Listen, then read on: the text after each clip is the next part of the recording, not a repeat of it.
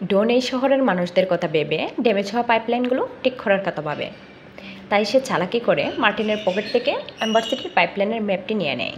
তারপর সে ম্যাপের সাহায্যে সামনে যেতে থাকে। এই পুরো শহরে অনেক বড় বড় এবং লম্বা লম্বা পাইপ ছিল। এই শহরের কেউ জানে না এই পাইপগুলো কোথায় গিয়ে শেষ হয়। ডন চলতে চলতে একটি রুমের দরজার সামনে যায়, যেখানে 351 নম্বর রুম লেখা ছিল। কিন্তু অদ্ভুত ব্যাপার হলো যে ম্যাপের মধ্যে এই রুমের ব্যাপারে কিছু লেখা ছিল না। ডন কৌতূহলবশত দরজাটি খুলে ভিতরে প্রবেশ করে। ওখানে গিয়ে ডন বড় একটি টানেল দেখতে পায়, আর এই টানেলটি দেখতে পুরোপুরি অন্ধকার ছিল। সেখানে অনেক অন্ধকার দেখতে পেয়ে ডন অন্য রাস্তা দিয়ে চলে যায়। ডন এই রাস্তা দিয়ে হাঁটার সময় ওপর থেকে নেমে আসা একটি দড়ি দেখতে পায়। ডন দড়িটির সাহায্যে উপরে ওঠে, আর সে বুঝতে পারে এটা হলো তাদের শহরের একটি স্টোর রুম। কিন্তু স্টোর রুমগুলোর মজুত করা খাবার প্রায় শেষ হয়ে এসেছে। এটা দেখে সে খুব দুঃখ পায়। তখন সেখানে গার্ড চলে আসে আর তাকে ধরে ফেলে। গার্ড ডনকে সেখান থেকে বের করে দেয়।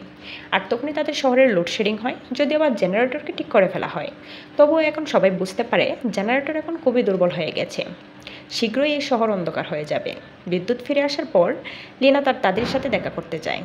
তার দাদি তাকে কিছু একটা বলার চেষ্টা করছে, কিন্তু সে কোনোভাবে বলতে পারছে না।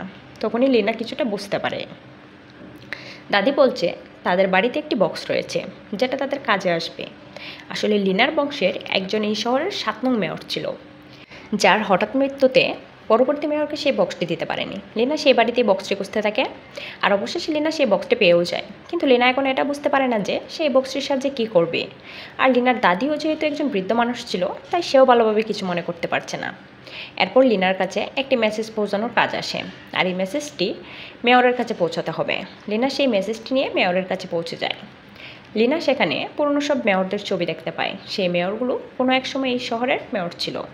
এখানে লিনা তার বংশের মেয়রকেও দেখতে পায়, যার হাতে সেই বক্সটি ছিল, যে বক্সটি কিনা সে কিছুক্ষণ আগে খুঁজে পেয়েছে। এরপর লিনা বর্তমান মেয়রের কাছে মেসেজ পৌঁছানোর জন্য আসে। লিনা লক্ষ্য করে লিনাকে দেখে মেয়র ড্রয়ারের ভিতর কিছু একটা লুকানোর চেষ্টা করছে। যাই হোক, মেয়রকে মেসেজ দিয়ে লিনা সেই ক্রিয়েচারের অংশটি ডনকে দেখায় এবং বিষয়টি শেয়ার করে। এখানে আমরা জানতে পারি লিনা আর ডনের মধ্যে ভালো একটা বন্ধুত্ব তৈরি হয়েছে। তাই তারা একে অপরের সাথে সব কিছু শেয়ার করে। ডন ক্রিয়েচারের অংশটি দেখে বলে এটা তো বুবরি পোকার শরীরের অংশ, কিন্তু বুবরি পোকা এত বড় হয় কীভাবে? ডন এ ব্যাপারে তার বাবার কাছে জিজ্ঞেস করে, কিন্তু তার বাবার কাছে এর কোনো জবাব ছিল না। তার বাবা তাকে এসব জিনিসের চক্করে পড়তে নিষেধ করে। এদিকে শহরের সবাই খুব টেনশনে ছিল, কারণ শহরের খাবার, ঔষধ সব কিছুর মজুদ শেষ হয়ে গিয়েছে। এদিকে লিনা সেই বক্সটার রহস্য খোঁজার চেষ্টা করে। লিনা সেই বক্সটির কথা ডনকে বলে। এরপর তারা সেই বক্সটির ভেতর একটা চিহ্ন দেখতে পায়, আর সেই বক্সের ভিতরে কিছু টুকরো টুকরো কাগজ পড়েছিল। কাগজটিতে কিছু একটা লেখা ছিল, আর সেখানে একটা কাঁচের টুকরো পড়েছিল। টুকরো টুকরো কাগজগুলোকে জোড়া লাগিয়ে তারা বুঝতে পারে এখানে এম্বার সিটি থেকে বের হওয়ার সমস্ত ইনফরমেশন দেওয়া আছে। অর্থাৎ এটা হলো এম্বার সিটি থেকে বের হওয়ার রাস্তা, যেটা টানেলের মাধ্যমে শুরু হয়। আর সেখানে 351 নম্বর রুমটির ব্যাপারেও বলা ছিল। তাই লিনা আর ডন সেই রুমটির কাছে পৌঁছায়। তারপর তারা তখনই সেখানে একজন ল্যাংড়া মানুষকে পালিয়ে যেতে দেখে। এরপর তারা সেখানে কিছু খাবারের প্যাকেট দেখতে পায়, যেগুলো কিনা অনেক দামি খাবার ছিল।